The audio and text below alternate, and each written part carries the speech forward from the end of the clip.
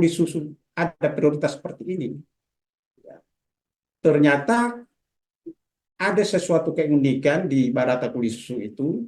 Ya, salah satunya filosofi yang tidak dimiliki oleh daerah lain, ya, seperti Barata lain, yaitu Pekanunu. Pekanunu ini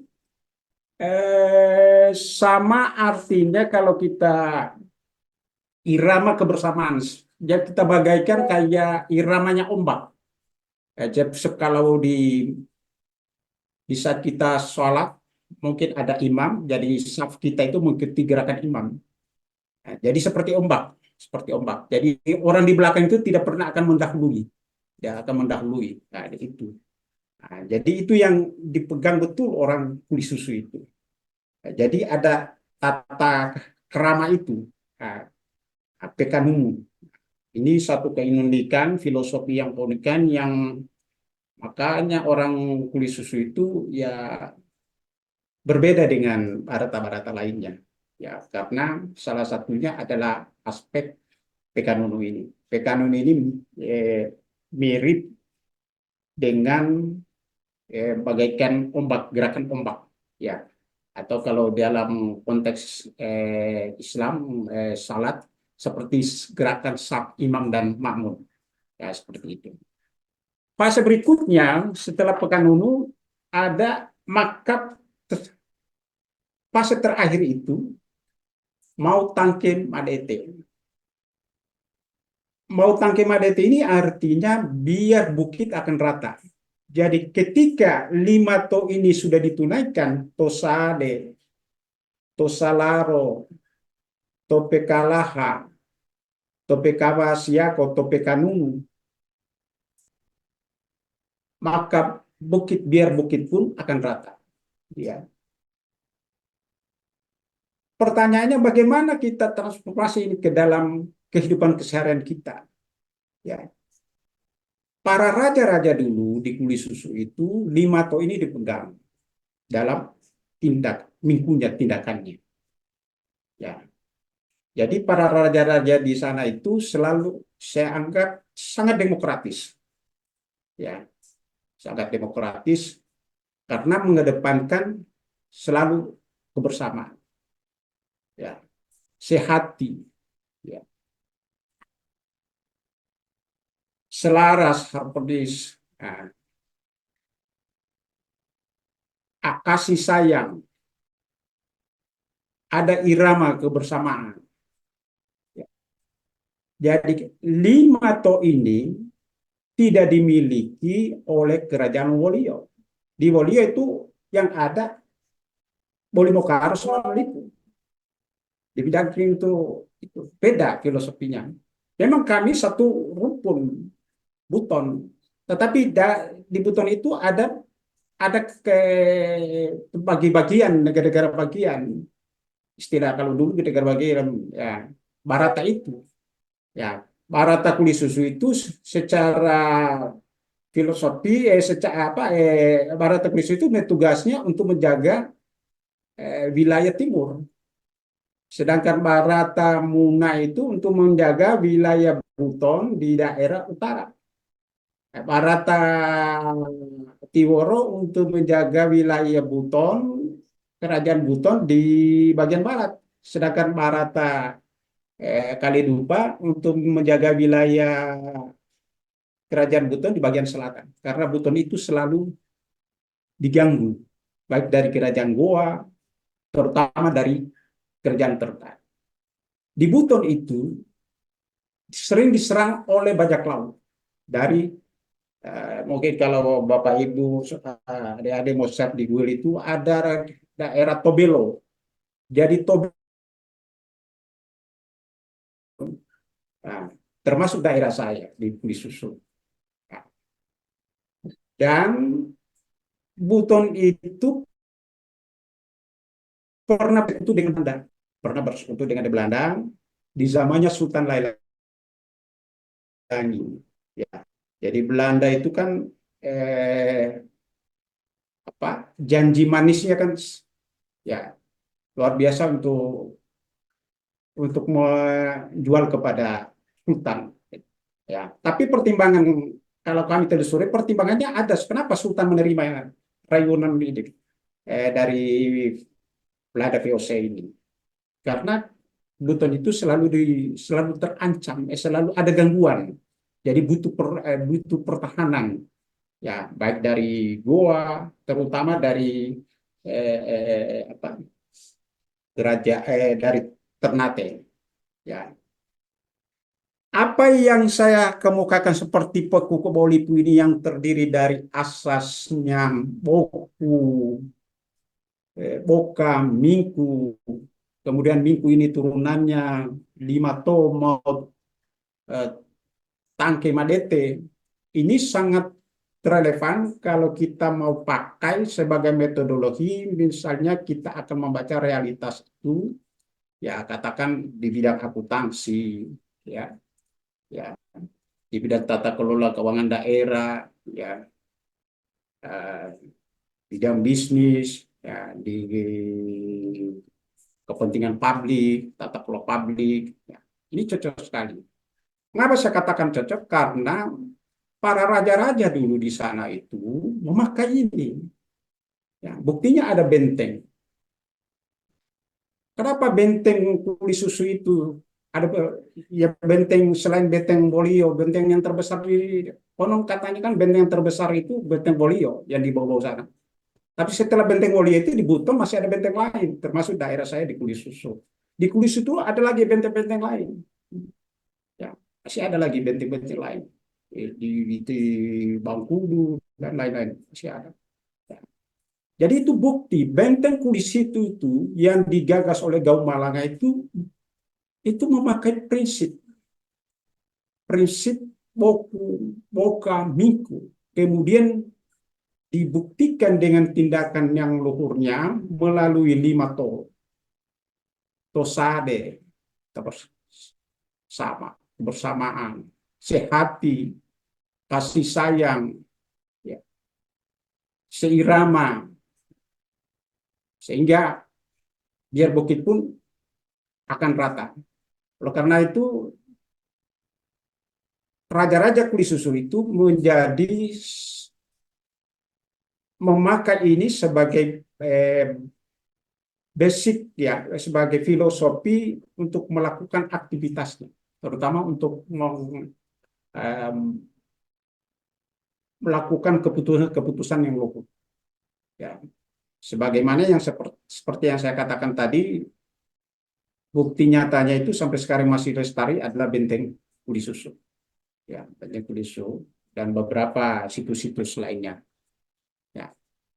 Hasil informan saya yang saya sempat wawancarai itu Bapak Hadadi, dia mengatakan ini barang filosofi ini mulai terkikis, mulai terkikis. Katanya kalau bukan para akademisi yang akan angkat ini akan hilang. Dan ini sudah sedikit yang memakai ini.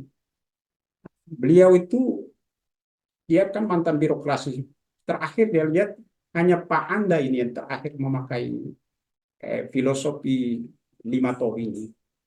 Ya, jadi prinsip lima to sade, to salaro, to pekalaha, to pekamasiako, to pekanunu, mau kampung adete itu sempat digunakan oleh Pak Anda. Oleh karena itu Pak Anda itu banyak karya-karyanya yang dia tinggalkan. Dia mampu menyeimbangkan perasaannya orang. Di saat dulu diporak-porandakan itu daerah Kulusul oleh DT itu hancur, dibakar itu. Tapi Pak Anda dengan memakai prinsip ini akhirnya dia bangun kembali itu daerah. Ya sampai sekarang kami nikmati sehingga dia mekar menjadi kabupaten. Jadi hasil diskusi saya kebetulan beberapa informan saya itu di orang ya para praktisi di bidang keuangan terutama di Kabupaten Bogor Utara, ya yang saya sempat tulis, yang saya submit di Jamal itu yang ada koreksinya nanti saya perbaiki.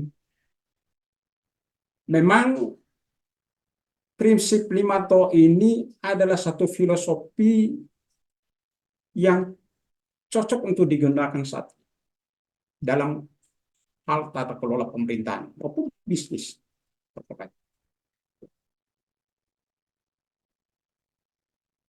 saya sempat mempertanyakan kepada informasi pelaku praktis keuangan daerah itu, sampai apakah kalian kalau membuat keputusan-keputusan seperti ini, ya misalnya pencatatan apa pelaporan keuangan di daerah itu, apakah ada melibatkan ada proses dialogis atau apa atau melibatkan orang banyak, apakah hanya berdasarkan perintah, ya apakah hanya berdasarkan aturan-aturan yang ada, itu kan terkesan ada kuasa di situ, jadi tidak merdeka, tidak ada kebebasan, ya. Jadi apa ya, banyak hal-hal yang tidak sesuai dengan apa kaidah-kaidah yang Nusantara, mungkin yang apa yang dipahami oleh para raja-raja dulu di Kudu Susu. Banyak filosofi itu yang hilang. Ya, mestinya kalau itu digunakan, mungkin ya, daerah Buton Utara itu akan dari tahun ke tahun akan menjadi PTP. Ya, akan clear and clean mungkin eh, kinerja keuangan daerahnya. Kalau misalnya filosofi ini digunakan. Jadi saya berpandangan Pekuku Bototon Lipu ini memang eh, menjadi keharusan untuk diperkenalkan di sana sampai mulai saat ini. Ya, kebetulan saya itu besok mau berangkat lagi ke Bogor Utara. Ya, di Bogor Utara untuk apa? Diminta ada beberapa keluarga itu mau bikin visi misi tentang daerah. Saya hanya menawarkan asas ini kepada, saya bilang ya cocok sekali itu, kebetulan ada asas yang saya sudah berapa tahun saya teliti, ya sempat saya sudah tulis dan saya publish di jurnal kita. Ini juga saya pernah diskusikan dengan teman-teman kami di warga penilai di Nusantara. Jadi kembali pada metode Pekuku Toton Lipu ini, memang kalau ini kita yakini, ya sebagaimana apa ya, dijadikan menjadi cara berpikir yang Nusantara, saya kira ini relevan sekali. Ya seperti apa yang disampaikan oleh Pak Haji 2 minggu lalu itu, bahwa orang yang berpikir secara Nusantara itu size-nya harus hidup, harus mengembara. Saya sepakat sekali. Dalam konsep Pekukubo Toton Lipu itu, para raja-raja dulu itu kalau membuat keputusan atau dia mencari metode apa yang itu, ya tanpa mengabaikan filosofi yang ada, itu istilahnya ada proses pencarian di sana, itu diistilahkan pekasitela, ya, diistilahkan pecucuran. Jadi kalau secara ilmu yang normatif kita kenal itu two search, ya pencarian kembali. Di para raja-raja dulu di Kuli Susu itu sudah melakukan itu. Namanya pekasitela, peaswaso, ya. Apa tujuannya? Untuk mencari hal-hal sebelum memutuskan. Jadi ketika dia mendapat bokar, dan sebelum melakukan tindakan luhur yang tidak keluar dari prinsip lima tahun tadi ini, tentu para raja itu, seorang pemimpin wajib untuk melakukan pencarian. Jadi dia istilahnya mungkin tidak tergesa-gesa, ya tidak selalu minta pertimbangan, minta petunjuk, selalu apa ya, mengedepankan diskusi, ya walaupun dia statusnya raja, jadi selalu mendengar, ya karena di baik kerajaan Wolio maupun di Buton itu ada perangkat-perangkat adatnya, ya dari ada tingkat raja baru turun pada perangkat-perangkatnya, jadi selalu minta pertimbangan, karena ya apa yang digaungkan oleh Tosade itu adalah kita harus kebersamaan, ya Ya, kita harus mengembalikan filosofi kebersamaan. Tidak boleh kita individual. Jadi itu konsep minggu yang luhur sebagai turunan dari Pekuku Oliku. Kemudian Tosalaro, kita sehatilah. Ya, jadi apa yang mau diputuskan itu harus embrio dari sehati selaro. Nah, kemudian eh, ada kasih sayang. Ya, jadi kasih sayang itu tidak melalui filosofi ini tidak ada yang diterpinggirkan, tidak ada yang dikecilkan. Jadi di depan Tuhan itu eh, sama. Makanya gelar Laude itu kalau versi kulit susu itu beda dengan versi Buton secara umum. Lao itu, kalau kami itu di kulit susu, Lao itu berarti berani, ya, berani mempertahankan agama, ya, berani menjaga daerah, Lipu, berani menjaga kepentingan orang banyak, itu, berani menjaga adat istiadat, berani menyerahkan batang leher kalau diganggu oleh kepentingan daerah. Itu laut. Apa itu D? D itu rata, rata. Artinya ada kebersamaan. Tidak ada yang unggul, tidak ada yang di bawah. Ya, rata sama di mata Tuhan. Jadi orang memakai gelar laude itu sebenarnya ini yang saya tangkap dari kakek saya, dari orang tua saya, itu berat. Berat itu apa? Mendapat gelar itu. Berat itu nama. Karena mingkunya, mingkunya itu harus antara kata, perbuatan, betul-betul tidak mengganggu perasaan orang. Itu berat, ya. Dan harus cerdas, harus berani, ya. Maka konon cerita di sana bahwa D itu adalah sebuah persamaan di mata Tuhan, seperti saya menyambungkan dari khutbah Rasulullah Nabi Muhammad SAW terakhir Rasulullah kan tidak ada perbedaan antara kulit hitam dan kulit putih.